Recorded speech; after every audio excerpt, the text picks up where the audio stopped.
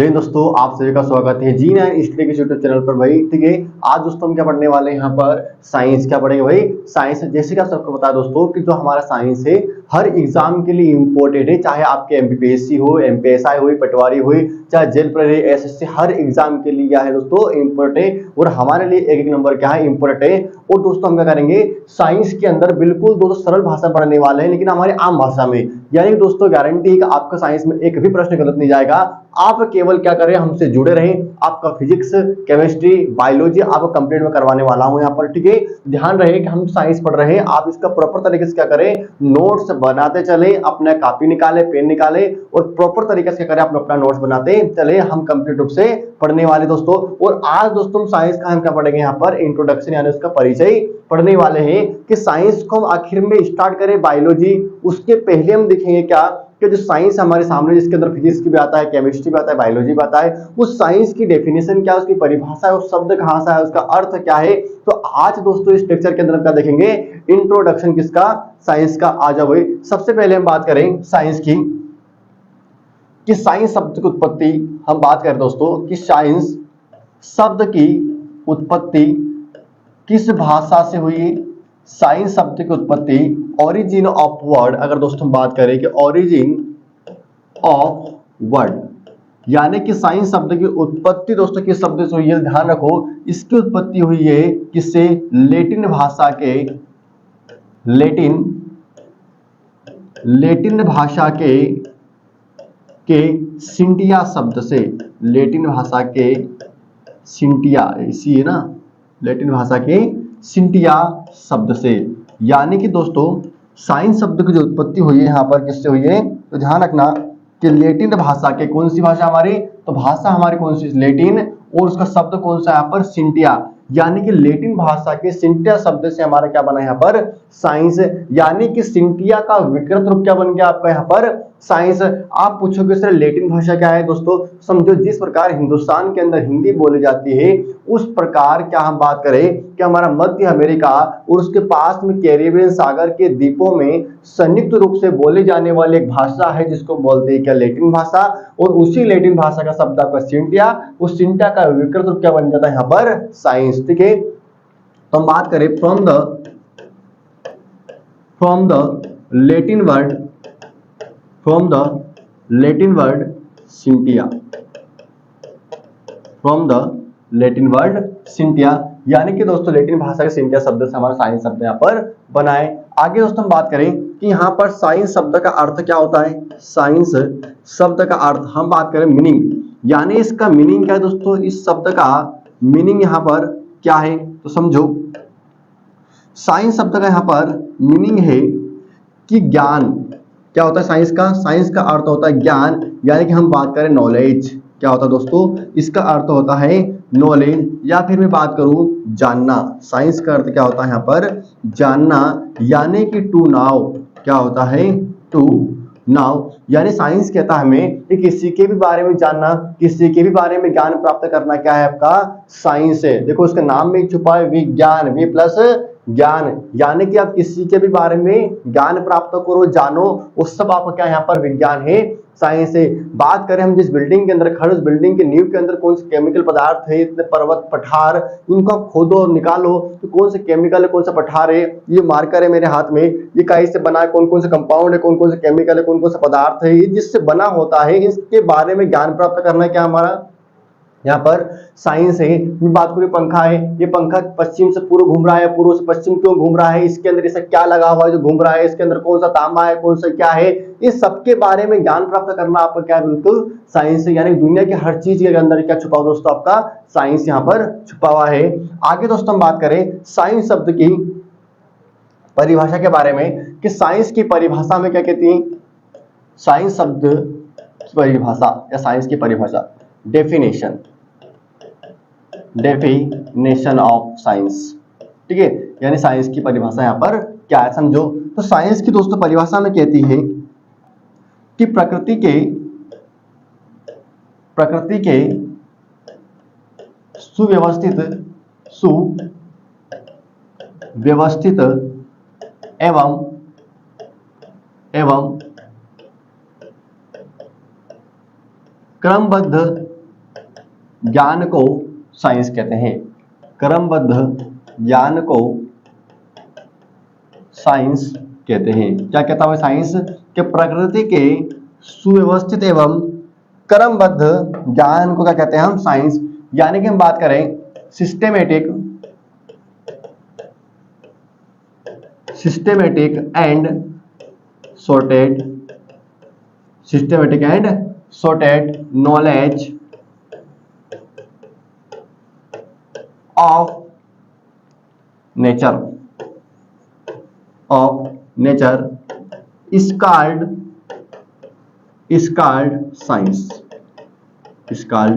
science। यानी कि बोलता है कि प्रकृति के सुव्यवस्थित के साथ सुव्यवस्थित यानी कि सिस्टेमेटिक एंड क्या भाई यहाँ पर क्रमबद्ध ज्ञान यानी कि sorted knowledge यानी कि प्रकृति की सुव्यवस्थित एवं क्रमबद्ध ज्ञान को हम क्या कहते हैं? साइंस कहते हैं। यानी साइंस हमको कहता है कि कुछ भी हो तो बिल्कुल कैसा हो? बिल्कुल क्रमबद्ध हो, बिल्कुल नियम अनुसार हो, बिल्कुल सुव्यवस्थित हो। जैसे कि एग्जांपल दो आपको यहाँ पर समझो। मैंने दोस्तों एग्जांपल दिया यहाँ पर, जैसे कि अभी मैं बात करूँ आपसे, अभी हमारी ऋतु कौन चल रही है? तो अभी दोस्तों हमारी यहाँ पर ऋतु चल रही है वर्षा ऋतु। इसके बाद आएगी हमारी कौन सी ऋतु? शीत ऋतु। और इसके बाद कौन सी आएगी हमारे यहाँ पर? ग्रीष्म ऋतु। तो दोस्तों क्या है यहाँ पर? बिल्कुल क्रम है कि इसके बाद ये, फिर ये आने वाली है। लेकिन कभी आपने ऐसा देखा है, कभी आपने ऐसा देखा कि वर्षा ऋतु के बाद डायरेक्ट यहाँ पर क्या आ गई?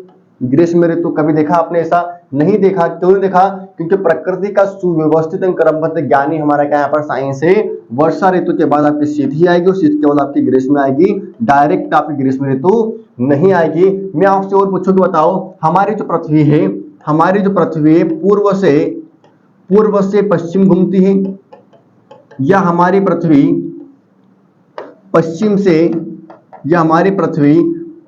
से पूर्व दिशा की ओर घूमती है? बताओ, समझो। तो समझना दोस्तों, हमारी पृथ्वी पूर्व से पश्चिम की ओर नहीं घूमती है। हमारी पृथ्वी अपने अक्ष पर घूर्णन कहां से करते हैं? पश्चिम से पूर्व दिशा की ओर घूर्णन करती है। तो इस प्रकार जो घूर्णन होता है पश्चिम से पूर्व की ओर, तो कभी आपने देखा कि हमारी पृथ्वी पश्चिम से पूर्व घूमते घूमते अचानक उसने दिशा चेंज कर दी और पूर्व से पश्चिम घूमने लग गई? ऐसा कभी हुआ है? ऐसा कभी नहीं होगा, क्योंकि सुव्यवस्थित एवं क्रमबद्ध ज्ञानी हमारा क्या है यहाँ पर? बिल्कुल साइंस है। तो इस परिभाषा को ध्यान रखना, कभी कभी एग्जाम में इससे प्रश्न आ जाता है किससे? इसकी परिभाषा से, कि प्रकृति के सुव्यवस्थित एवं क्रमबद्ध ज्ञान को हम क्या कहते हैं? ध्यान रखना, क्या कहते हैं? साइंस। आगे दोस्तों हम बात करें, यहाँ पर साइंस को हमने कितने भागों में बांटा? ध्यान रखना, साइंस को हमने मुख्य रूप से 3 भागों में बांट दिया। कितने? यहाँ पर हमने साइंस को मुख्य रूप से कितने भागों में बांट दिया? 3 भागों में बांट दिया। समझो, पहला भाग हमारा कौन सा दोस्तों? यहाँ पर ठीक है, science is divided into 3 parts. पहला आता है इसके अंदर आपका प्राकृतिक विज्ञान। पहला आता है इसके अंदर प्राकृतिक विज्ञान, यानी कि दोस्तों इसके अंदर आता है पहला आपका कौन सा? Natural science. ठीक है। दूसरा दोस्तों कौन सा आता है इसके अंदर? इसके अंदर आता है औपचारिक साइंस, औपचारिक विज्ञान, यानी कि आपका फॉर्मल साइंस। और तीसरा दोस्तों इसके अंदर आता है कौन सा? इसके अंदर सामाजिक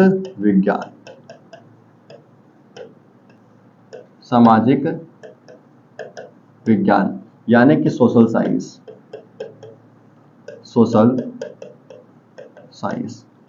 अगर मैं दोस्तों आपसे पूछूं, बताओ कि आप सभी विद्यार्थी साइंस के हो या नहीं? आप जितने भी लोग ये वीडियो देख रहे हो यूट्यूब पे, तो बताओ कि आप सभी विद्यार्थी साइंस के हो या नहीं? आप में से कुछ विद्यार्थी बोलेंगे सर हम तो बोले आर्ट के, हम बीकॉम के, हम फलाने के, हम ढिमका के। ध्यान रखो, मैं आपसे बोलता हूं कि आप सभी विद्यार्थी काय के हो? यहाँ पर साइंस के हो। क्या है? आप सभी विद्यार्थी किसके हो? साइंस के हो। क्योंकि साइंस कहता है कि किसी के भी बारे में जानना, किसी के भी बारे में ज्ञान प्राप्त करना क्या है यहाँ पर? साइंस है। और यहाँ पर हम देखेंगे, समझो, आ जाओ। देखो, हम बात करें कि प्रकृति विज्ञान को भी हमने 3 भागों में बांट दिया। कितने भागों में? इससे भी हमने 3 भागों में बांट दिया। देखते हुए 3 भाग कौन कौन से? पहला इसके अंदर आता है फिजिक्स। कौन सा आता है? फिजिक्स, यानी कि भौतिक विज्ञान। दूसरा आता है केमिस्ट्री, फिजिक्स, केमिस्ट्री यानी कि रसायन विज्ञान, और तीसरा दोस्तों आता है क्या यहाँ पर बायोलॉजी। कौन सा आता है बायोलॉजी यानी कि जीव विज्ञान। 3 भागों हमने इसको बांट दिया। बात करें औपचारिक विज्ञान को भी हमने कितने भागों में बांट दिया, यहाँ पर 2 भागों में बांट दिया। पहला इसके अंदर आता है गणित यानी मैथमेटिक्स, और दूसरा आता है लॉजिक। क्या आता है लॉजिक यानी कि आपका रीजनिंग वाला पार्ट। अब बात करें कि सामाजिक विज्ञान को भी हमने 2 भागों में बांट दिया। पहला आता है इसके अंदर मानव व्यवहार यानी कि ह्यूमन बिहेवियर। दूसरा आता है इसके अंदर समाज। क्या आता है समाज यानी कि सोसाइटी। क्या आता है सोसाइटी। 3 भागों हमने बांट दिया। तो मैंने कहा कि हमने साइंस को मुख्य रूप से 3 भागों में बांट दिया। Science is divided into 3 parts. ठीक है, 3 भागों में डिवाइड कर दिया। पहला हमारा नेचुरल साइंस, दूसरा हमारा फॉर्मल साइंस, तीसरा हमारा सोशल साइंस। ध्यान रखो, तो मैंने कहा कि हर विद्यार्थी साइंस का, चाहे आर्ट का हो चाहे किसी बैकग्राउंड का हो, क्योंकि देखो मैं बात करूं कि जो आर्ट का विद्यार्थी क्या पढ़ता है भैया, अकबर बाबर बिरबल के बारे में पढ़ता है, इतिहास पढ़ता है। समझो जो आर्ट के विद्यार्थी इतिहास पढ़ता है, तो समझो मेरी बात कि यहाँ पर सामाजिक विज्ञान में व्यक्ति क्या पढ़ता है, मानव व्यवहार समाज यानी कि मानव व्यवहार के बारे में पढ़ता है, बिल्कुल अकबर बाबर के बारे में पढ़ता है। तो ये इतिहास के बारे में भी वो जान रहा है, ज्ञान प्राप्त कर रहा है, ये भी क्या है उसका साइंस है। नहीं, साइंस बोलता है किसी के बारे में आप जान रहे हो, किसी के भी बारे में ज्ञान प्राप्त कर रहे हो, वही क्या आपका साइंस है। तो ये बैकग्राउंड में आता है, यहाँ पर साइंस में आता है, ध्यान रखना। तो अब दोस्तों यहाँ पर हमको पढ़ना क्या है, हमें कौन सा विज्ञान पढ़ना है, यहाँ पर हमें प्राकृतिक विज्ञान पढ़ना है, या हमें औपचारिक विज्ञान पढ़ना है, या हमें समाज विज्ञान पढ़ना है। ध्यान रखो, हम यहाँ पर कौन सा विज्ञान पढ़ने वाले, आपका कौन सा पढ़ने वाले हैं, आपका प्राकृतिक विज्ञान यानी नेचुरल साइंस के अंदर आने वाले आपके फिजिक्स, केमिस्ट्री और बायोलॉजी, ये भाग हम पढ़ने वाले हैं। सबसे पहले दोस्तों हम क्या पढ़ेंगे इसके अंदर, तो सबसे पहले हम पढ़ेंगे क्या बायोलॉजी, इसके बाद पढ़ेंगे फिजिक्स, इसके बाद पढ़ेंगे हम क्या केमिस्ट्री। ये तीनों भाग हमारे इसके अंदर आते हैं प्राकृतिक विज्ञान में। और मेनली यानी असल रूप में विज्ञान शब्द का प्रयोग भी हम किसके लिए करते हैं, प्राकृतिक विज्ञान के लिए हम करते हैं। समझते हैं, पहली हेडिंग हम डालते हैं आज क्या बायोलॉजी, इसको एंड करते हैं। जितना भी समय हमें लग जाए, शायद हमारे 60 या 65 लेक्चर होंगे टोटल किसके बायोलॉजी के, इसके बाद फिजिक्स, इसके बाद केमिस्ट्री। आ जाओ भाई स्टार्ट करते हैं हम यहाँ पर बायोलॉजी। चलो हेडिंग डाली दोस्तों मैंने यहाँ पर बायोलॉजी, बायोलॉजी समझना यानी कि जीव विज्ञान, जीव विज्ञान। अब बताओ कि बायोलॉजी जो शब्द है, अभी हमने बात करा कि हमारा जो साइंस है वो लैटिन भाषा के सिंटिया शब्द से बना है। किससे, लैटिन भाषा के सिंटिया, और सिंटिया का विकृत रूप क्या बना था, साइंस, यानी सिंटिया से बन गया था आपका साइंस। अब बात करें जो बायोलॉजी दोस्तों, कि बायोलॉजी हमारा कौन सी भाषा का शब्द है और किससे बना है। तो समझो कि हमारा जो बायोलॉजी शब्द है ये ग्रीक भाषा के 2 शब्दों से बना है। ग्रीक भाषा के कितने शब्दों से बना है, ग्रीक भाषा के 2 शब्दों से बना है।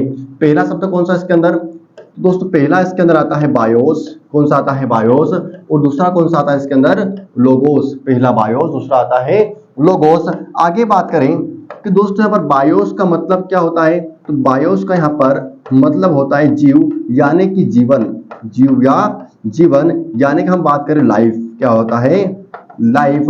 और आगे बात करें कि यहाँ पर दोस्तों लोगोस का मतलब क्या होता है, तो लोगोस का मतलब क्या होता है अध्ययन, क्या होता है अध्ययन यानी कि स्टडी।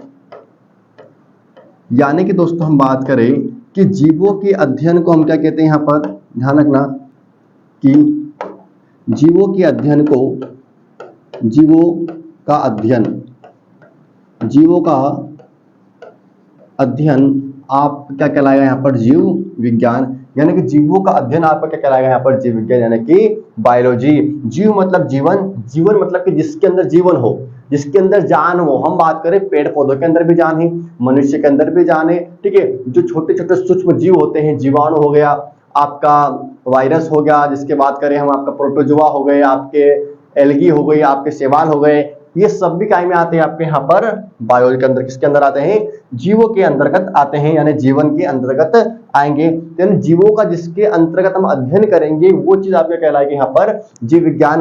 वो इसी से परिभाषा बन जाती है कि विज्ञान की वो शाखा, वो किताब जिसके अंतर्गत समस्त जीवधारी यानी कि ऑल ऑर्गेनिज्म का हम स्टडी करेंगे, अध्ययन करेंगे, वो किताब आपकी कहलाएगी यहाँ पर बायोलॉजी। यानी जिस किताब के अंतर्गत आप जीवित चीजों का अध्ययन करेंगे वो किताब आपकी कहलाएगी भाई यहाँ पर तो बायोलॉजी। आगे बात करें दोस्तों कि यहाँ पर जो बायोलॉजी है, इस बायोलॉजी के जनक कौन है? बायोलॉजी के बात करें कि यहाँ पर बायोलॉजी के जनक की बात करें अगर हम दोस्तों, फादर ऑफ बायोलॉजी किससे कहते हैं दोस्तों हम लोग को? कि फादर ऑफ बायोलॉजी किससे कहते हैं हम? तो फादर ऑफ बायोलॉजी किससे कहते हैं हम? यहाँ पर कौन है? हमारे अरस्तु साहब। कौन है फादर ऑफ बायोलॉजी? कौन है यहाँ पर? अरस्तु। अंग्रेजी में दोस्तों इनको बोलते हैं एरिस्टोटल। क्या बोलते हैं? एरिस्टोटल। एरिस्टोटल क्या भाई? हमारे बायोलॉजी के जनक है। क्या है? बायोलॉजी के जनक है। आपको एक बात और बता दूं कि हमारे जो अरस्तु साहब है, ये अरस्तु साहब जो बायोलॉजी के जनक तो हैं, लेकिन ध्यान रखना अरस्तु साहब बायोलॉजी के साथ साथ, ठीक है, यहाँ पर जूलॉजी के जनक भी किसके हैं? ये जूलॉजी के जनक भी हैं। और बात करें ये एम्ब्रियोलॉजी किसके हैं? ये एम्ब्रियोलॉजी यानी कि भ्रूण विज्ञान के भी जनक है। तो अरस्तु साहब बायोलॉजी के जनक भी हैं, जूलॉजी के जनक भी है और एम्ब्रियोलॉजी यानी कि भ्रूण विज्ञान के भी जनक है। आगे दोस्तों हम बात करें यहाँ पर कि आधुनिक जनक कौन है? बायोलॉजी के आधुनिक जनक, बायोलॉजी के आधुनिक जनक किसे कहा जाता है? Modern father of biology, modern father of bio किसे कहते हैं भाई बताओ? तो समझो बायोलॉजी के आधुनिक जनक हम कहते हैं किसे? तो वो है आपके चार्ल्स डार्विन साहब। कौन है? Charles Darwin. कौन है? चार्ल्स डार्विन क्या इसके आधुनिक जनक है। ध्यान रखना कि बायोलॉजी के आधुनिक जनक कौन है? हमारे चार्ल्स डार्विन है। अगर दोस्तों हम बात करें, ये तो हो गया हमारे कि चार्ल्स डार्विन आधुनिक जनक, लेकिन बात करें भारत में आधुनिक जनक कौन है? अगर मैं बात करूं इधर, ठीक है, कि भारत में आधुनिक जनक, भारत में आधुनिक जनक, भारत में आधुनिक जनक कौन है? ठीक है, modern father of India, modern father of India, आधुनिक जनक भारत के कौन है? तो समझो यही दोस्तों आपके यहां पर क्या पीएम भार्गव, पीएम भार्गव क्या है? आपके आधुनिक जनक है भारत में। तो ध्यान रखना बायोलॉजी के आधुनिक जनक भारत में कौन है? पीएम भार्गव यानी पुष्यमित्र भार्गव साहब का है आपके बायोलॉजी के जनक है। आगे दोस्तों हम बात करें यहां पर कि शब्द की सर्वप्रथम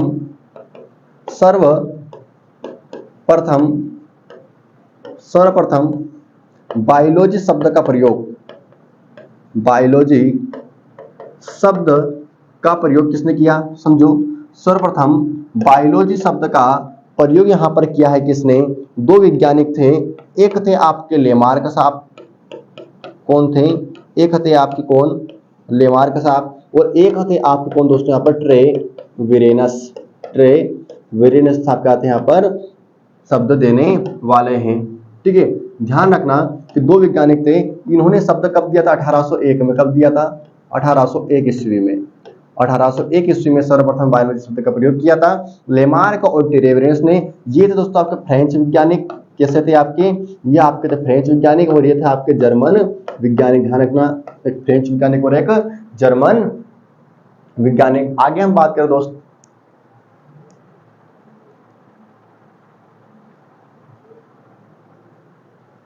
चलो इतना समझ में आया आपको? ध्यान रखना कि एग्जाम में अगर प्रश्न पूछे कि बताओ बायोलॉजी शब्द किस भाषा के शब्द है, तो बायोलॉजी शब्द ग्रीक भाषा का शब्द है। सर ये ग्रीक भाषा कहाँ बोली जाती है? ध्यान रखो, ग्रीक भाषा बोली जाती है जहाँ के अरस्तु रहने वाले हैं, जिस देश का नाम है ग्रीस। ग्रीस देश है, उस देश की राजधानी एथेंस, जो हमारे यूरोप महाद्वीप के दक्षिण पूर्व में आता है। आपका कौन सा देश? ग्रीस, जिसका प्राचीन समय में नाम था यूनान।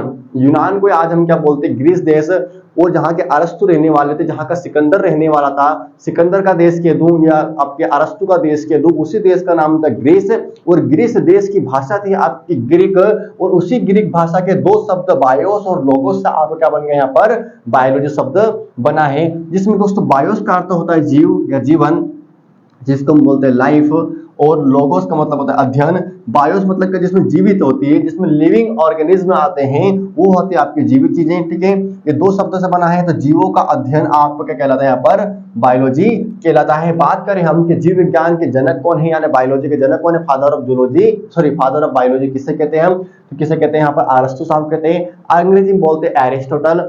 अरिस्टोटल साहब को और काय का जनक कहते हैं हम, किसका फादर कहते हैं, तो यहाँ पर जूलॉजी के फादर भी है, और एम्ब्रियोलॉजी यानी भ्रूण विज्ञान के भी जनक है। आगे बात करें आधुनिक जनक कौन है, मॉडर्न फादर ऑफ बायोलॉजी कौन है, तो मॉडर्न फादर ऑफ बायोलॉजी कौन है, हमारे चार्ल्स डार्विन साहब है। कौन है, चार्ल्स डार्विन साहब है, जिन्होंने पुस्तक लिखी ओरिजिन ऑफ स्पीशीज, प्राकृतिकवाद लिखा इन्होंने, प्राकृतिकवादीवाद जो दिया इन्होंने, ठीक है। आगे हम बात करें कि यहाँ पर बायोलॉजी के भारत में आधुनिक जनक कौन है, तो भारत में आधुनिक जनक कौन है, फादर ऑफ इंडिया, ठीक है, तो भार्गव कौन है, पीएम भार्गव साहब है। आगे बात करें कि बायोलॉजी शब्द का सर्वप्रथम प्रयोग किसने किया, तो 1801 में दो वैज्ञानिक थे, एक था चार्ल्स डार्विन, अब तो एक था यहाँ पर लेमार्क और एक था यहाँ पर ट्रे यूरेनस, ठीक है। हमारे लेमार्क साहब कहाँ कहते हैं, फ्रेंच वैज्ञानिक थे, और यहाँ पर ट्रे यूरेनस कहाँ कहते हैं, आपके जर्मन वैज्ञानिक थे, ध्यान रखना। तो लेमार्क और ट्रे यूरेनस ने कहते हैं बायोलॉजी शब्द दिया है।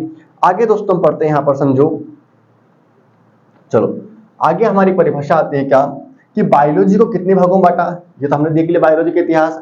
अब बायोलॉजी को हमको पढ़ना है, तो दोस्तों बायोलॉजी को पढ़ना है तो क्या बायोलॉजी को हम, अब बायोलॉजी के अंदर तो पादप भी आता है, बायोलॉजी के अंदर पादप भी आते हैं, बायोलॉजी के अंदर आपके जीव जंतु सभी आते हैं, मनुष्य भी आते हैं, गधे घोड़े सभी आते हैं, ठीक है।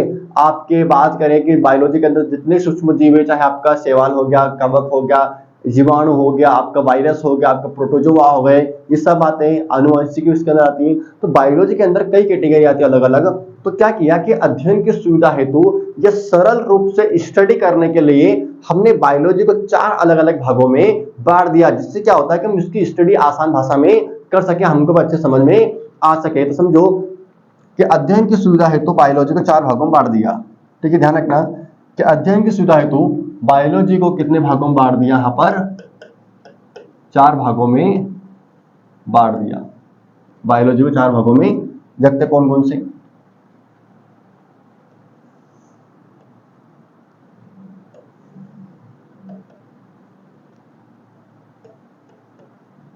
अध्ययन की सुविधा हेतु बायोलॉजी को 4 भागों में हमने बांट दिया। अब देखो पहला इसके अंदर आता है आपका जूलॉजी। क्या आता है, पहला आता है जूलॉजी, यानी कि जंतु विज्ञान, ठीक है। दूसरा आता हमारा इसके अंदर पादप विज्ञान, यानी कि बॉटनी। तीसरा हमारा आता है यहाँ पर क्या, आपका आनुवंशिकी, आनुवंशिकी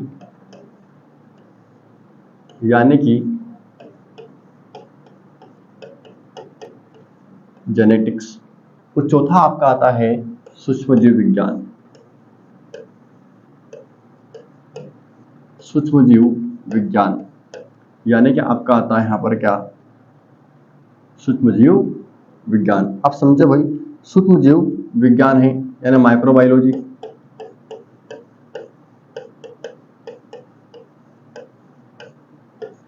माइक्रोबायोलॉजी कितने भागों में बांट दिया हमने, यहाँ पर 4 भागों में इसे हमने बांट दिया।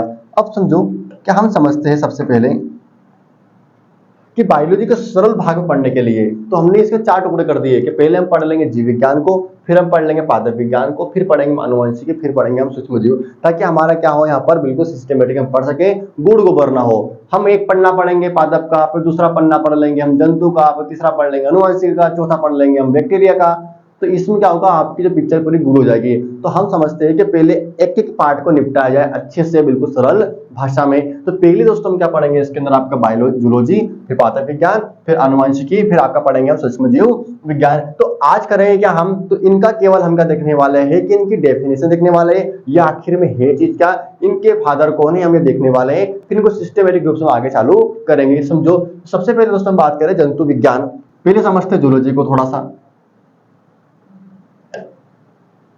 डाली हेडिंग मैंने जूलॉजी यानी कि जीव, फिर जंतु विज्ञान, जंतु विज्ञान, जंतु विज्ञान। समझो, अब जूलॉजी कैसे कहते हैं, तो समझो जूलॉजी में कहते हैं वो किताब जिस किताब के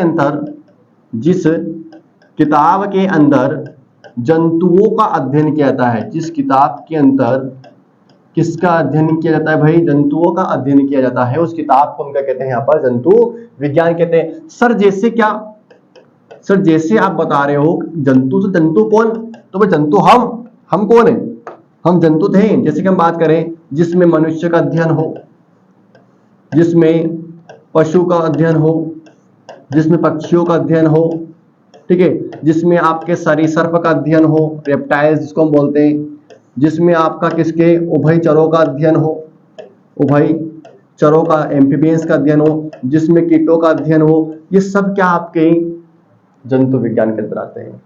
यानी जिस किताब के अंतर्गत आप मनुष्य, पशु, पक्षी, कीट, सरीसृप, उभयचर, कीट, इन सबका अध्ययन करोगी, वो क्या कहलाएगी आपकी जूलॉजी की किताब। किसकी किताब होगी भाई, वो होगी आपकी जंतु विज्ञान की किताब। सर चलो ठीक है, समझ में आ गया, आगे देखते हैं। आगे बताओ भाई कि हम बात करें कि जंतु विज्ञान के, इस जंतु विज्ञान के जनक कौन है, जंतु विज्ञान के जनक कौन है, तो समझो इसके वो जनक है फादर ऑफ जूलॉजी। हम बात करें फादर ऑफ जूलॉजी कौन है, तो फादर ऑफ जूलॉजी आपके कौन आते हैं इसके अंदर, इसके अंदर आते हुए अरस्तु साहब। कौन आते हैं, अरस्तु, यानी कि एरिस्टोटल, एरिस्टोटल साहब क्या है इसके जनक है। अब सर एरिस्टोटल जनक है, तो समझो कि अरस्तु को जूलॉजी का जनक कहते हैं, बायोलॉजी का जनक भी कहते हैं, अभी बताया मैंने। तो समझो आगे कि इनको इसका जनक कहते हैं। साथ में और समझो कि अरस्तु साहब ने एक पुस्तक लिखी, क्या लिखी है, इन्होंने एक पुस्तक लिखी है। उस पुस्तक का दोस्तों नाम है हिस्टोरिया, क्या नाम है, हिस्टोरिया एनिमेलियम, हिस्टोरिया एनिमेलियम। क्या दोस्तों हिंदी में लिख देता हूं, हिस्टोरिया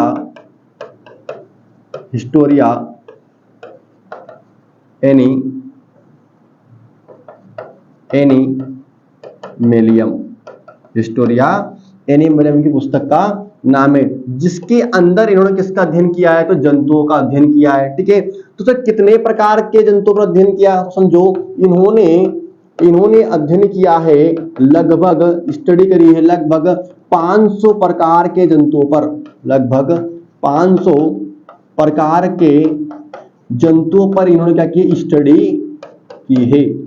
समझना, तो मैंने कहा कि जूलॉजी यानी कि जंतु विज्ञान किसे कहते हैं, तो जिस किताब के अंतर्गत जंतुओं का अध्ययन किया जाता है, उस किताब को हम क्या बोलते हैं, यहाँ पर जंतु विज्ञान कहते हैं। ठीक है, जिससे क्या सर, जिससे मनुष्य, पशु, पक्षी, कीट, सरीसृप हम बात करें, यानी कि यहाँ पर क्या है, इसको जानते हो आप, ये क्या हमारे बर्ड्स, जिसमें किसका अध्ययन करें हम, बर्ड्स का। सर यानी कि रेप्टाइल, क्या दोस्तों, जिसमें हम किसका अध्ययन करें, रेप्टाइल्स का अध्ययन करें। ठीक है, आगे बात करें हम कि उभयचर यानी कि एम्फीबियंस का हम क्या करें, अध्ययन करें। कीट यानी कि हम किसका अध्ययन करें, इंसेक्ट, किसका अध्ययन करें, इंसेक्ट का अध्ययन करें। वो क्या हो गया आपके यहाँ पर जूलॉजी के अंतर्गत आएगा। ठीक है, आगे बात करें कि जूलॉजी के जनक कौन है, फादर कौन है, तो दोस्तों जूलॉजी यानी किसके फादर कौन है, हमारे यहाँ पर अरस्तु साहब है, एरिस्टोटल साहब है। इनकी पुस्तक का नाम क्या है, इनकी पुस्तक का नाम है हिस्टोरिया एनिमेलियम। ठीक है, इन्होंने इस किताब के अंतर्गत कितने जंतुओं पर अध्ययन किया, तो इन्होंने दोस्तों अध्ययन किया कितने, लगभग 500 प्रकार के जंतुओं पर। तो ध्यान रहे, ये आपको एग्जाम में किसी प्रकार से प्रश्न पूछ सकता है। हमारा दोस्तों दूसरा क्या है, दूसरा भाग था हमारा पादप विज्ञान। क्या था, पादप विज्ञान। चलो, पादप विज्ञान यानी क्या, बॉटनी, बॉटनी। समझो पादप विज्ञान क्या, सर पादप विज्ञान कैसे कहते हैं, समझो भाई, जिसके अंतर्गत जिस किताब में किसका अध्ययन करते हैं हम, जिस किताब में हम पेड़ पौधों का अध्ययन करेंगे उस किताब को हम क्या बोलेंगे यहाँ पर, पादप विज्ञान। ठीक है सर, तो आगे समझो भाई, आगे समझो कि इसके जनक कौन है, इसके जनक फादर ऑफ बॉटनी किसे कहते हैं हम, फादर ऑफ बॉटनी किसे कहते हैं, तो बताओ भाई इनके जनक कौन है, बॉटनी के जनक कौन है दोस्तों, बॉटनी के जनक है यहाँ पर थियोफ्रेस्टस साहब। कौन है, थियोफ्रेस्टस साहब। कौन है, थियोफ्रेस्टस, थियोफ्रेस्टस क्या है, बॉटनी के जनक है। ठीक है सर, जनक है, तो बताओ भाई कि इन्होंने किस पर अध्ययन किया, पेड़ पौधों पर। कितने पेड़ पौधों पर अध्ययन किया इन्होंने, तो इन्होंने भाई कितने पेड़ पौधों पर अध्ययन किया, तो इन्होंने अध्ययन किया है लगभग 500 प्रकार के पेड़ पौधों पर। 500 प्रकार के किस पर अध्ययन किया, पेड़ पौधों पर क्या किया इन्होंने, अध्ययन किया। इसलिए हम इन्हें क्या कहते हैं यहाँ पर, किसका, पादप विज्ञान का जनक। ध्यान रखना कि पादप विज्ञान किसे कहते हैं, जिस किताब के अंतर्गत हम पेड़ पौधों का अध्ययन करेंगे उस किताब को, उस बुक को हम क्या कहेंगे यहाँ पर, पादप विज्ञान कहेंगे। सर पादप विज्ञान के जनक कौन है, फादर ऑफ बॉटनी किसे कहते हैं, समझो कौन है वो, थियोफ्रेस्टस साहब है, जो अरस्तु साहब के ही शिष्य है। किसके शिष्य है ये अरस्तु साहब के शिष्य है, जिन्हें हम क्या कहते हैं, फादर ऑफ बॉटनी कहते हैं। इन्होंने किताब लिखी है, क्या, इन्होंने एक किताब लिखी है, उस किताब का नाम मैं लिख रहा हूं। ठीक है, समझो किताब ने लिखी नहीं, पुस्तक, इन्होंने एक बुक यानी कि क्या लिखी, किताब लिखी है, जिसका नाम है दोस्तों क्या, हिस्टोरिया, इसका नाम है Historia plantarum, Historia plantarum, Historia plantarum. ध्यान रखना कि यहाँ पर थियोफ्रेस्टस साहब ने अपनी पुस्तक हिस्टोरिया प्लांटेरम में लगभग 500 प्रकार के पेड़ पौधों पर अध्ययन किया है। इसीलिए इनको हम किसका जनक कहते हैं, तो इन्हें हम क्या कहते हैं, पादप विज्ञान का जनक कहते हैं, इस खोज के लिए, इसका अध्ययन के लिए। आगे दोस्तों हम बात करें कि यहाँ पर पादप विज्ञान के आधुनिक जनक कौन है। आगे हम बात करें कि पादप विज्ञान की आधुनिक जनक, पादप विज्ञान के आधुनिक जनक, modern father of botany, modern father of botany या बोटानी। ठीक है, चलो भाई, फादर ऑफ बॉटनी कैसे कहते हैं, तो समझो मॉडर्न, ये है दोस्तों आपके यहां पर कौन, लिनियस साहब, केरोलस लिनियस साहब को हम क्या बोलते हैं, पादप विज्ञान का आधुनिक जनक। कौन है, लिनियस। या अगर ये ऑप्शन में नहीं रहे तो ये हो सकता है आपका बोहिन, क्या हो सकता है, बोहिन साहब। ध्यान रखना कि आपको एग्जाम में पूछे कि पादप विज्ञान के आधुनिक जनक कौन है हमारे, तो केरोलस लिनियस साहब है। ठीक है, ये ऑप्शन में अगर नहीं रहे तो आपको क्या लगाना है, यहाँ पर बोहिन लगाना है। लेकिन दोस्तों यदि आपको दोनों ही ऑप्शन में मिल जाए कि आधुनिक जनक कौन है, लिनियस साहब या बोहिन, तो आपको पहली प्रायोरिटी देना है किसको, यहाँ पर लिनियस साहब को, और दूसरी प्रायोरिटी किसको देना है, यहाँ पर बोहिन साहब को। ध्यान रहे इतना आपको। ठीक है, चलिए आगे भाई, तो इतना समझ में आया आपको। ठीक है, ध्यान रहे कि एग्जाम में कुछ भी पूछा जा सकता है, एग्जाम में क्वेश्चन आपके अपडेट आपको करने पड़ेंगे। ठीक है, पुराने प्रश्न से काम नहीं चलेगा, जितना आप अपडेट करोगे अपने साइंस को उतना अच्छा है। जितने भी पुराने प्रश्न है वो तो व्यापम वाला या कोई भी एग्जाम पीएससी वाला देने वाला नहीं है, आपको नए नए प्रश्न ढूंढ के लाने पड़ेंगे, नई नई चीजें आपको पढ़नी पड़ेगी, अपडेट करना पड़ेगा। ठीक है, पुराना मटेरियल सब पढ़ चुके हैं, नया अपडेट आपको लाना पड़ेगा। ठीक है भाई, चलो आगे समझते क्या। तीसरा मैंने लिखा था आपको यहाँ पर क्या, आनुवंशिकी। तीसरा मैंने लिखा था क्या, आनुवंशिकी, आनुवंशिकी। ठीक है भाई, क्या यानी कि जेनेटिक्स, जेनेटिक्स। अब आनुवंशिकी की भी बात करें हम, कि आनुवंशिकी क्या, इसके अंदर हम क्या पढ़ने वाले हैं, तो समझो आनुवंशिकी में क्या किया, इसके फादर की बात करें पहले, इसके जनक फादर ऑफ जेनेटिक्स किसे कहते हैं हम, ये दोस्तों इसके जनक आते हैं यहाँ पर ग्रेगर जॉन मंडल। ठीक है, ग्रेगर जॉन मंडल, रानू मंडल नहीं है ना, ग्रेगर जॉन मेंडल साहब है। कौन है? मेंडल नहीं है, मेंडल साहब है, ध्यान रखना, ग्रेगर जॉन मेंडल। तो ध्यान रहे कि जो मेंडल साहब है, मेंडल साहब ने क्या, मटर के दाने पर 7 अलग अलग प्रयोग करके इन्होंने जेनेटिक्स के नियम दिए। किसके दिए?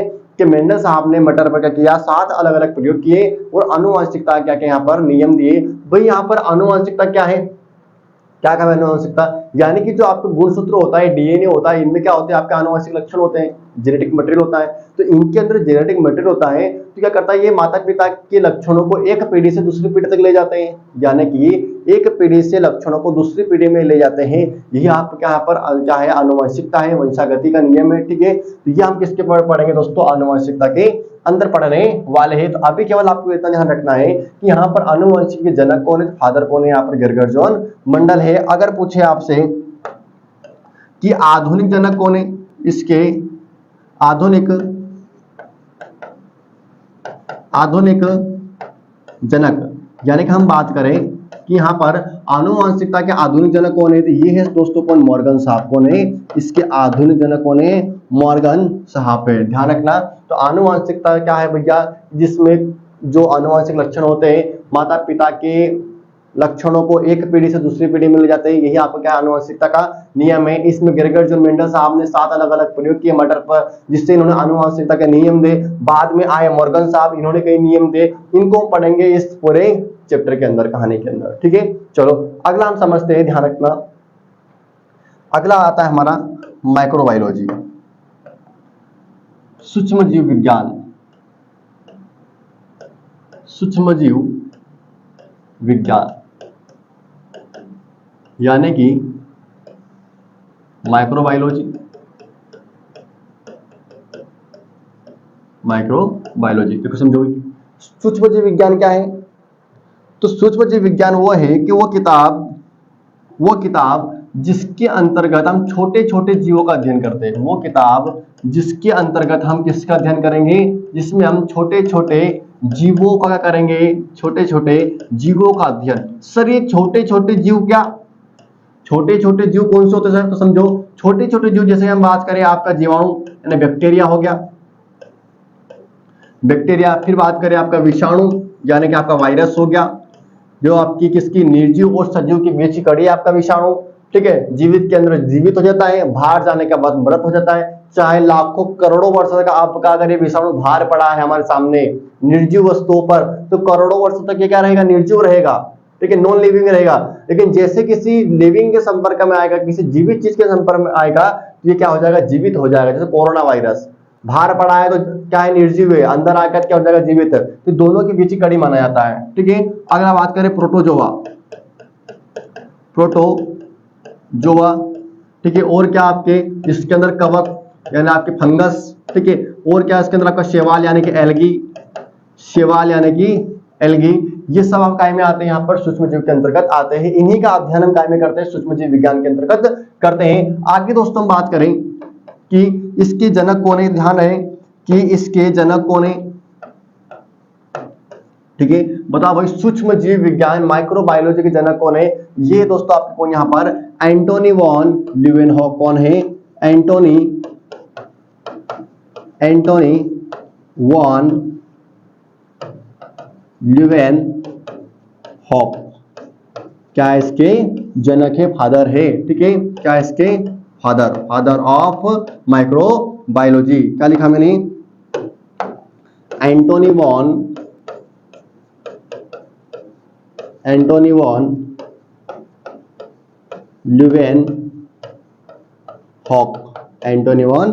ल्यूवेनहॉक क्या इसके जनक है।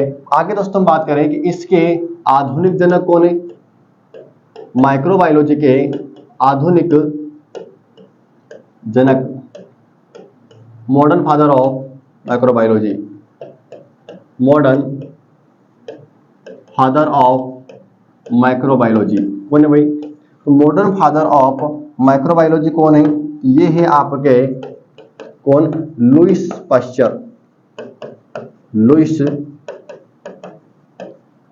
कौन है भाई, लुईस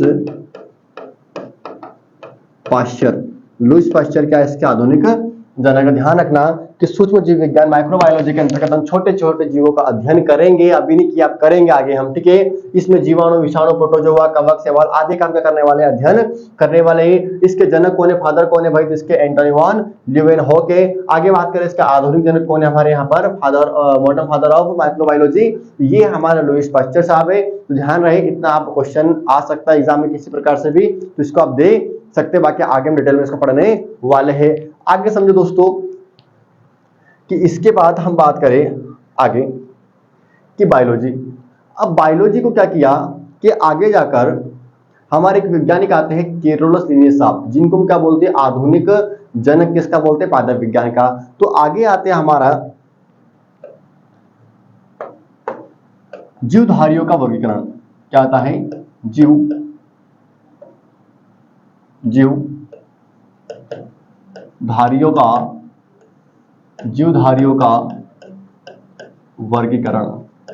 जीवधारियों का वर्गीकरण, क्लासिफिकेशन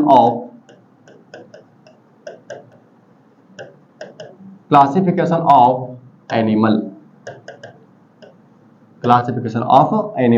फिर बताओ कि जीवधारियों का वर्गीकरण किसने किया, तो समझो जीवधारियों के वर्गीकरण में प्रमुख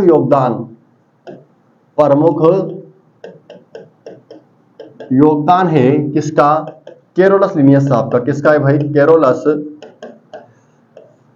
लिनियस साहब का है, केरोलस लिनियस साहब का है। क्या किया कि केरोलस लिनियस साहब ने अपनी पुस्तक, इनकी पुस्तक है, इनकी पुस्तक जिसका नाम है सिस्टेमा नेचुरी। ध्यान रखो कि जीवधारियों का वर्गीकरण यानी क्लासिफिकेशन ऑफ एनिमल, ये किया केरोलस लिनियस साहब ने। लिनियस साहब ने क्या किया कि अपनी पुस्तक सिस्टेमा नेचुरी में जितने भी जीवधारी थे, समस्त जीवधारियों को उनका अध्ययन किया। कि क्या किया इन्होंने कि लिनियस साहब ने अपनी पुस्तक सिस्टेमा नेचुरी में समस्त जीवधारियों पर विस्तृत यानी डीपली अध्ययन किया। और डीपली अध्ययन करके क्या किया इन्होंने, संपूर्ण यानी कि समस्त जीवधारियों को दो अलग अलग किंगडम, दो अलग अलग जगत में बांट दिया। एक था पादप जगत और एक था इसमें जंतु जगत। यानी इन्होंने किया कि यहाँ पे, तो इन्होंने भैया यहाँ पर किया है कि समस्त जीवधारियों को, किसको भाई, समस्त जीवधारियों को, ठीक है, ऑल लिविंग ऑर्गेनिज्म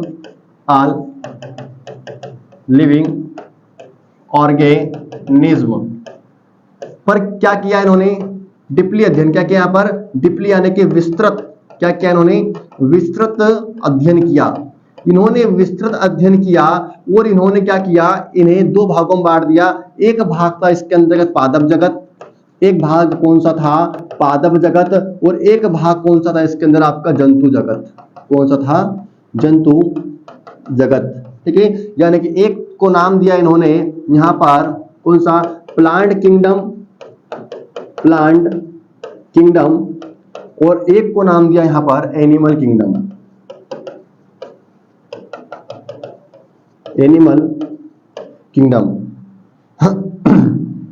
तो ध्यान रहे कि यहां पर क्या किया इन्होंने, लिनियस साहब ने अपनी पुस्तक सिस्टेमा नेचुरी में समस्त जीवधारियों पर क्या किया, विस्तृत अध्ययन किया, डीपली अध्ययन किया, पूरी खोज रिसर्च किया। फिर उन्होंने क्या किया कि यहाँ पर जितने भी जीवधारी थे इनको अलग अलग दो भागों में डिवाइड कर दिया। एक को नाम दिया पादप जगत और एक को नाम दिया जंतु जगत, यानी प्लांट किंगडम और आपका एनिमल किंगडम। फिर क्या किया भाई इन्होंने, ये ऐसा करने से क्या हुआ, इनके ऐसे करने से हुआ आधुनिक वर्गीकरण की नींव पड़ गई। किसकी नींव पड़ी भाई, इससे क्या हुआ, इससे किसकी नींव पड़ गई, तो इससे नींव पड़ी आधुनिक वर्गीकरण की। इससे आधुनिक वर्गीकरण की क्या पड़ गई, नींव पड़ी। क्या हुई, इससे आधुनिक वर्गीकरण की नींव पड़ी। इसलिए भाई क्या बोलते हैं हम, जो है लिनियस साहब को, केरोलस लिनियस साहब को हम क्या कहते हैं, तो केरोलस लिनियस साहब को हम बोलते हैं वर्गीकी का पितामह। क्या कहते हैं, इन्हें कहते हैं हम वर्गीकी का पितामह। वर्गीकी का पितामह यानी फादर ऑफ टेक्सोनोमी। क्या कहते हैं? फादर ऑफ टेक्सोनोमी किसे कहते हैं हम?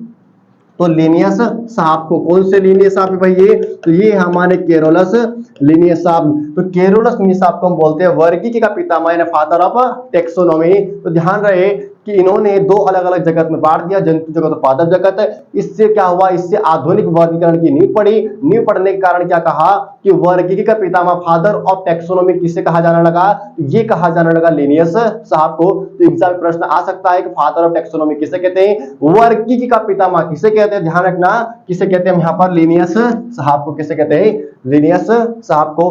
ध्यान रहे आपको यहाँ पर लिखा है मैंने कि जीवधारियों का वर्गीकरण प्रमुख योगदान लिनियस साहब का। बुक इनकी तरह लिखी है, क्या किया है इन्होंने यहाँ पर लिखा है, फिर ये क्या बन गए इधर मैंने लिख दिया है। ठीक है, अगला समझते हैं हम यहाँ पर बाइनोमस मेथड। चलो अगला दोस्तों हम समझते हैं यहाँ पर बाइनोमस मेथड यानी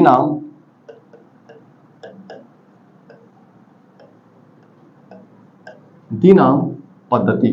बाइनोमस मेथड। अब द्विनाम पद्धति क्या है समझो। देखो द्विनाम से स्पष्ट है दो नाम। कितने नाम? द्विनाम मतलब कि दो नामों की पद्धति, बाइनोमस मेथड।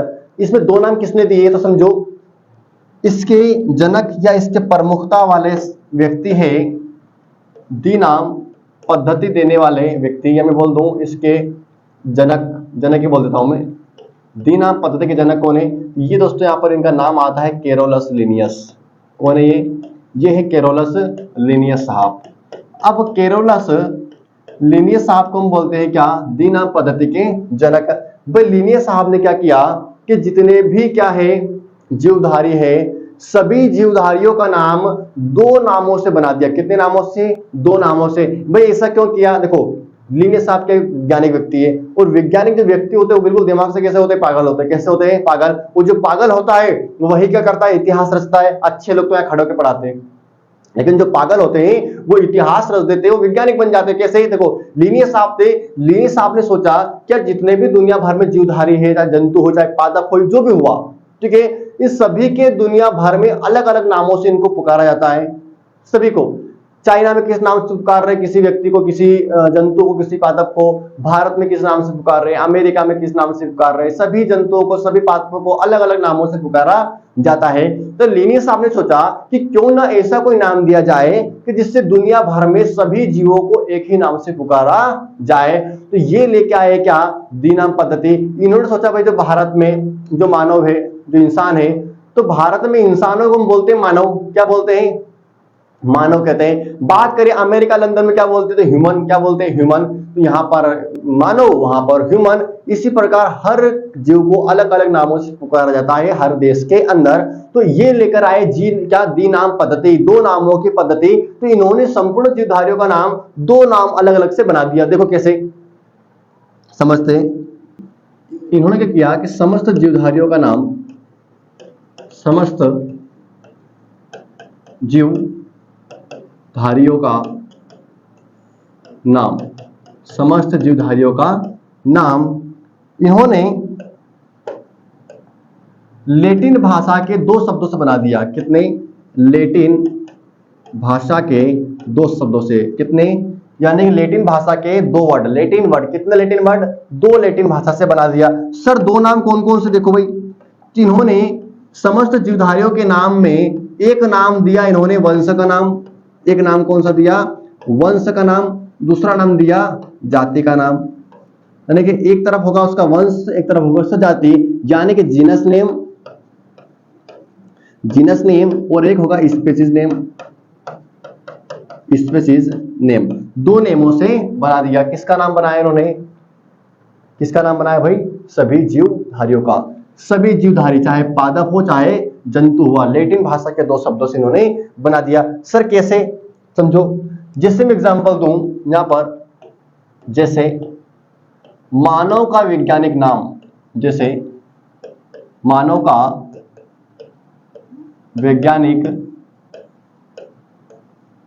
नाम, भाई मानव का वैज्ञानिक नाम क्या है? तो मानव का वैज्ञानिक नाम है होमो होमो सेपियंस। होमो सेपियंस। अब इसमें होमो क्या है? होमो है जीनस नेम यानी वंश का नाम, और यहां पर सेपियंस क्या है? जाति का नाम, स्पीशीज नेम। तो ये हुआ आपका लैटिन भाषा के दो शब्द, ये लैटिन वर्ड है होमो और सेपियंस, तो दो शब्दों से बना दिया किसका? मानव का वैज्ञानिक नाम। बात करें यहां पर कि कुत्ते का वैज्ञानिक नाम क्या है? तो कुत्ते का वैज्ञानिक नाम है कैनिस कैनिस फेमिलियरिस। कैनिस फेमिलियरिस, यानी कि इसमें कैनिस है वंश का नाम, और आपका क्या है? फेमिलियरिस क्या है? जाति का नाम। आगे दोस्तों बात करें मेढक का नाम क्या है? मेढक का नाम है राना टिग्राना। क्या है? राना टिग्राना। टिग्राना। बात करें बिल्ली का वैज्ञानिक नाम क्या है? तो बिल्ली का दोस्तों वैज्ञानिक नाम है यहां पर फेलिस फेलिस डोमेस्टिका। डोमेस्टिका। ठीक है भाई, समझ में आ रहा है आपको? ये किसके नाम है? सबके नाम है। आगे हम बात करें कि मक्खी का वैज्ञानिक नाम क्या है? तो मक्खी का वैज्ञानिक नाम क्या है यहां पर? मुस्का। मक्खी मुस्कुराती है तो मुस्का डोमेस्टिका। डोमेस्टिका। ठीक है। अगला बात करें गेहूं का वैज्ञानिक नाम क्या है? गेहूं का वनस्पतिक नाम, सॉरी वनस्पतिक नाम क्या है? तो गेहूं का वनस्पतिक नाम है Triticum Triticum sativum. Triticum sativum. Triticum sativum. बात करें आम का वनस्पतिक नाम क्या है? तो आम का वैज्ञानिक वनस्पतिक नाम है Mangifera Mangifera indica. Mangifera indica. इस प्रकार दोस्तों लिनी साहब ने अपनी बुद्धि से सभी जीवों का नाम क्या किया? इन्होंने लैटिन भाषा के दो शब्दों से बना दिया, पहला वंश का नाम, दूसरा जाति का नाम। ठीक है, तो आशा करता हूं आपको समझ में आया होगा। ध्यान रहे, इसको याद कर लेना आप भी कि यहाँ पर द्विनाम पद्धति बाइनोमस मेथड के जनक कौन है? तो हमारे कैरोलस लिनियस साहब है। इन्होंने समस्त द्विधार्य का नाम दो शब्दों से बना दिया लैटिन भाषा के, पहला वंश का नाम, दूसरा जाति का नाम। ठीक है, मैंने इस प्रकार यहाँ पर सब लिख दिया है। अगला देखते हैं भाई, लास्ट एक आपका टॉपिक बचा है। ठीक है, फिर हम कल से पढ़ेंगे आपका सेल। ठीक है, चलो एक लास्ट बचा है कि 5 जगत वर्गीकरण। अगला क्या था आपका? 5 जगत वर्गीकरण। ठीक है, ठीक है, 5 किंगडम क्लासिफिकेशन।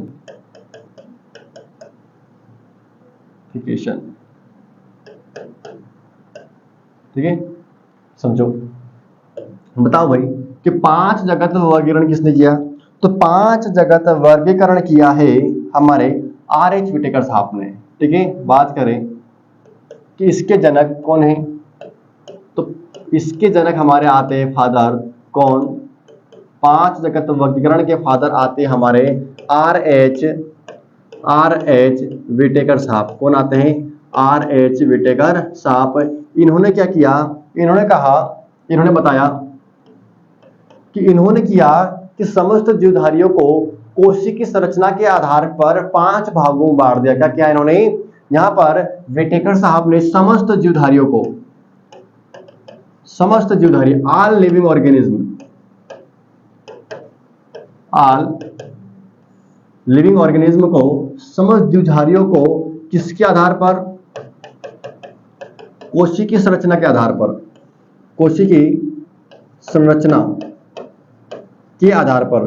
कोशिकी संरचना के आधार पर। ओके, बेसिस ऑन सेल्यूलर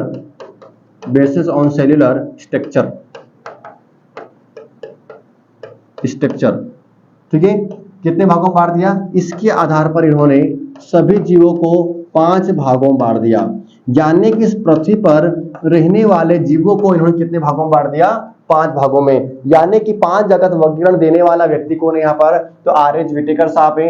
इन्होंने क्या किया? व्हिटेकर साहब ने समस्त जीवधारियों को, सभी ऑल लिविंग ऑर्गेनिज्म को इन्होंने कोशिका की संरचना के आधार पर, सेल्यूलर, ठीक है, सेल्यूलर स्ट्रक्चर के आधार पर किसमें कितनी सेल है, कौन सा जीव कितना बड़ा है, उसमें कितनी सेल है, उसके आधार पर इन्होंने संपूर्ण जीवधारियों को 5 अलग अलग भागों में बांट दिया।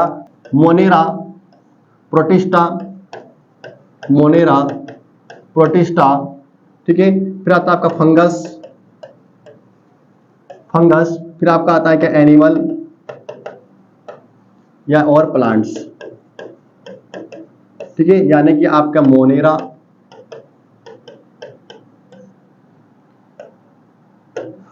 मोनेरा, प्रोटिस्टा, कवक, जंतु और पादप, इन 5 अलग अलग भागों में बांट दिया। तो क्या किया भाई यहाँ पर व्हिटेकर साहब ने? व्हिटेकर साहब ने, समझो,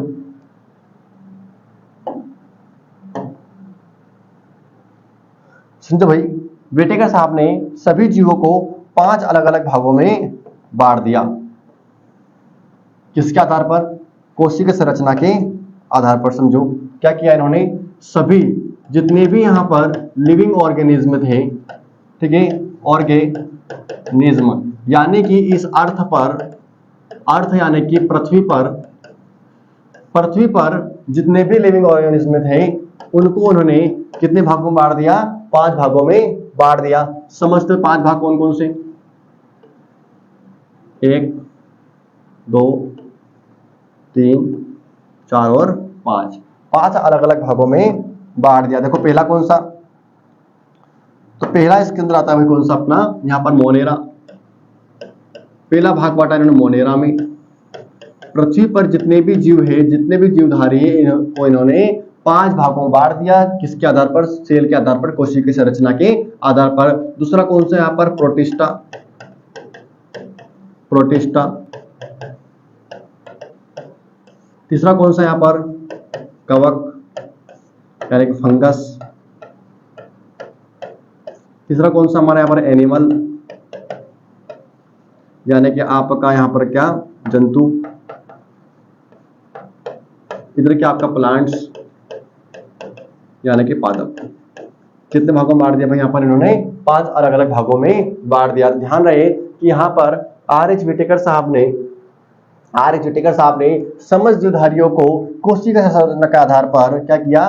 कोशिका की संरचना के आधार पर 5 अलग अलग भागों में बांट दिया। 5 भाग आपके कौन से यहाँ पर? ये वाले, ठीक है, मोनेरा, प्रोटिस्टा, कवक, जंतु और पादप। अब दोस्तों कल हम क्या पढ़ेंगे? इतना हमारा आज का क्या था? पूरा एक इंट्रोडक्शन था, किसका? साइंस का था, पूरा बेसिक चैप्टर था।